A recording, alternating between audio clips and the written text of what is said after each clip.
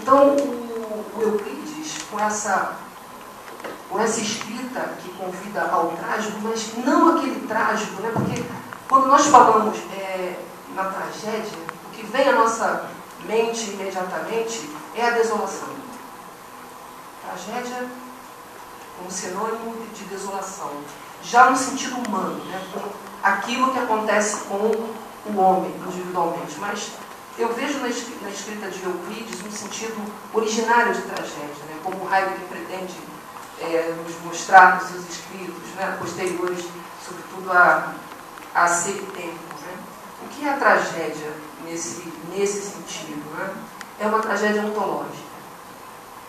O que está à margem da história, ao meu sentir, não é apenas uma população que não é alcançada pela civilização. É mais que isso. São essas forças originárias, dionisíacas, eu diria, em permanente luta contra a ordem. É o caos em sua luta permanente para irromper na história. E isso atravessa não apenas os homens, mas atravessa o universo inteiro, o cosmos inteiro. Né? E o Euclides percebeu isso. Euclides sentiu isso. E viu nisso um motivo maior para, através da sua escrita, nos convocar a resistir. Né? Ele quer que e nesse sentido, eu acho o Nietzsche muito, o Euclides, talvez o mais nietzschiano dos nossos escritores. Né? Não no sentido de que a escrita do Euclides seja uma escrita, ou no Euclides a gente possa encontrar uma filosofia próxima ao Nietzsche, mas eu vejo o Euclides com uma atitude nietzschiana. Né? O Nietzsche tem uma passagem muito bonita que ele diz: escreve com sangue e verás que sangue é vida. Né? Há um pulsar de vida nos textos euclidianos, né? Dos quais a gente não pode sair sem estar profundamente contaminado por essa vida e pela necessidade de afirmar tudo aquilo que vive como um valor absoluto. A valorização da vida e de tudo o que vive é uma outra lição que nós podemos extrair dessa escrita do Euclides. Né? E, ao mesmo tempo, a atitude heróica que o Euclides nos convida a ter diante disso. Queria ler, não todo, mas parte de um poema, que é um poema rude, né? nessa antologia aqui do professor Leonardo Bernucci. Ele nos deu, eu acredito que esse texto seja do conhecimento de todos, né? E ele me parece que resume muito bem essa visão trágica, ontológica que o Euclides tinha do ser, né, e da própria existência. Eu não vou ler o poema inteiro, apenas parte dele. Né?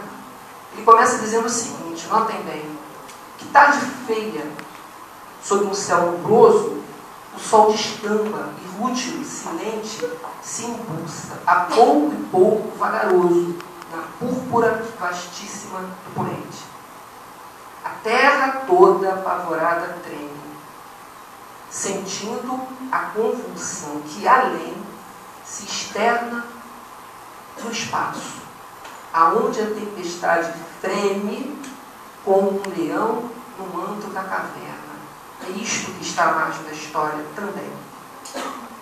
São essas forças cósmicas tentando constantemente irromper no ser. E mais à frente, né, quando já aparece o índio, que não é bem um índio, é quase um caboclo também, né, como fica claro depois da leitura, o Euclides volta. Então a cena é essa: há uma tempestade e um homem que ele identifica como um índio no meio dessa tempestade, voltando para a sua casa. Essa aqui é a cena, esse aqui é o quadro. Né? O índio volta da caça e, ainda distante, fita sorrindo o seu casebre branco. Tão pobre, mas tão alto, erguido adiante da branca serra sobre o abrupto flanco. Em breve irá sanar, tranquilo pensa.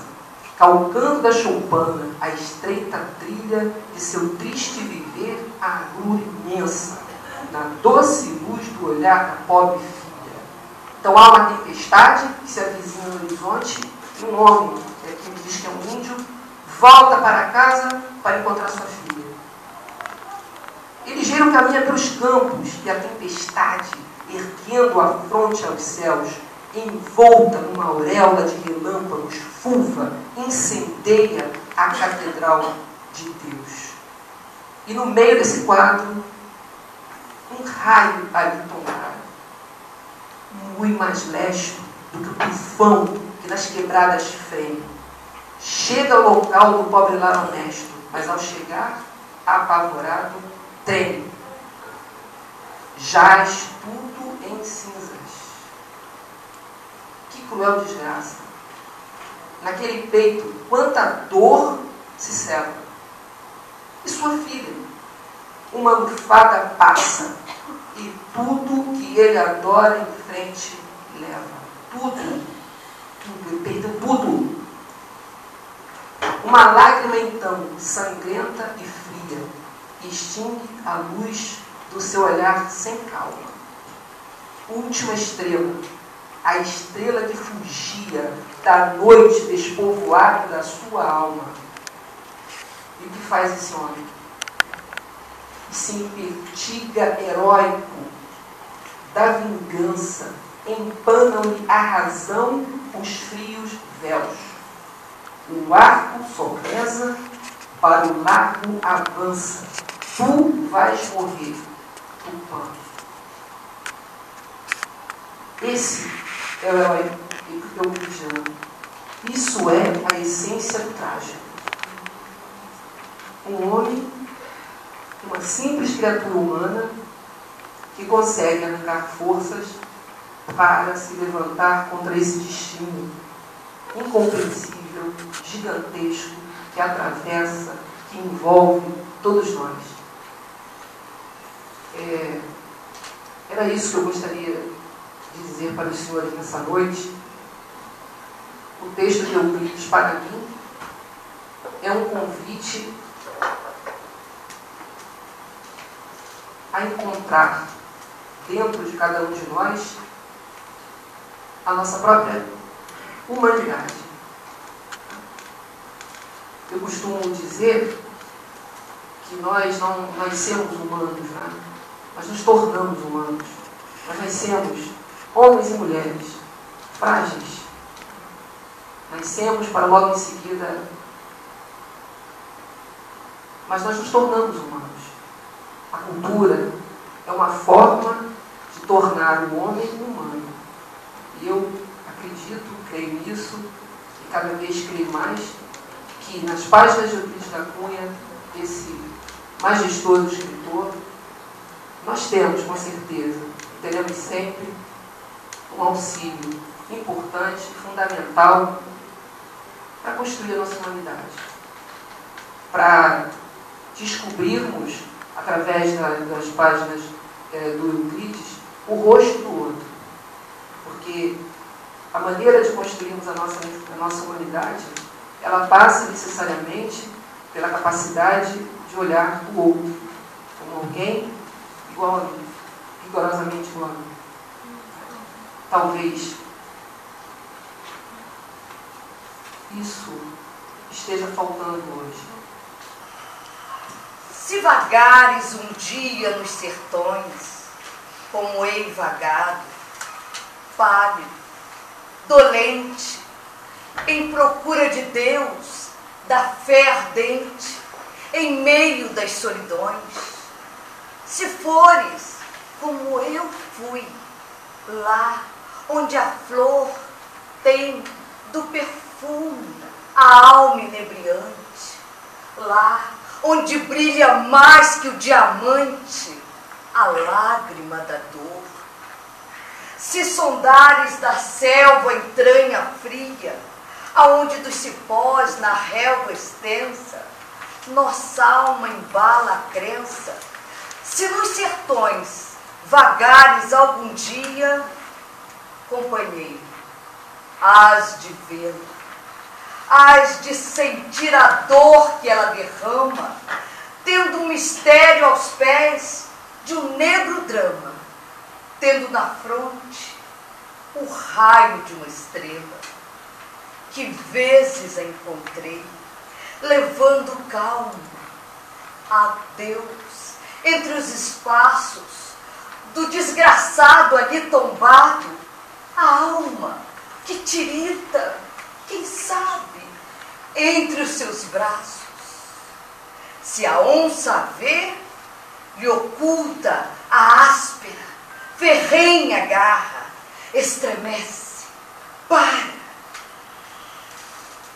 fita, roja-se, recua trêmula e fascinada, arroja-se entre as sombras da brenha. E à noite, a treva, quando aos céus acende e acorda lá a luz, entre os seus braços frios, nus, um tecido de astros embrial estende. Nos gélidos lugares em que ela se ergue, nunca o raio estala, nem pragueja o tufão. Hás de encontrá-la, se acaso, um dia, nos sertões vagares. Muito bem.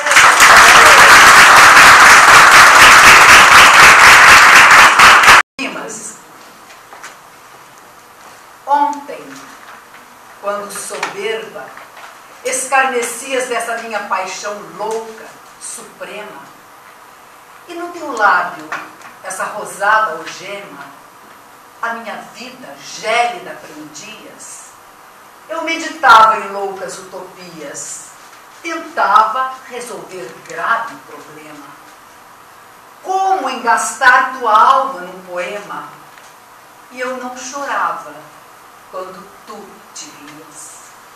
Hoje, que vives dessa minha paixão louca, suprema, e és minha extraordinária sorte. Hoje eu sou triste, sendo tão ditoso, e tremo, e choro, pressentindo forte vibrar dentro em meu peito, fervoroso, esse excesso de vida que é a morte.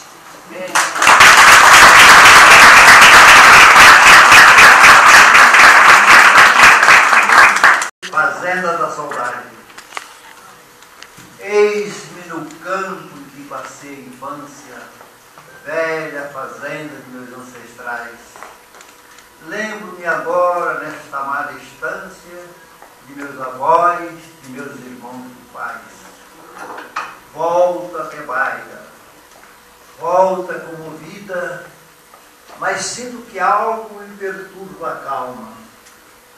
E se há lembranças que me alegram a vida, tristezas muitas me machucam a alma. Olho paisagens que pintei criança, recantos lindos por onde eu andei, verde o pomar que minha vista alcança, o Olimpo imenso em que dormi, sonhei. Contemplo ao lado o armazém das lides, com grande parte destruída em balde, sinais da casa em que nasceu Euclides, o homem gênio que o universo aplaude. Tudo é tão belo, que saudade imensa dos bons amigos que aqui viveram. Minha alegria não é mais imensa, porque a chorar relembro os que morreram. Foi o meu pai, os meus irmãos se foram, e a minha mãe entre os soluços meus. Bastante triste em imaginar que moram onde não sei, meu Deus. Partir inertes rumo aos campos santos, almas piedosas que não voltam mais. Doce conforto, outrora, dos meus prantos, hoje distantes do meus tristes aires.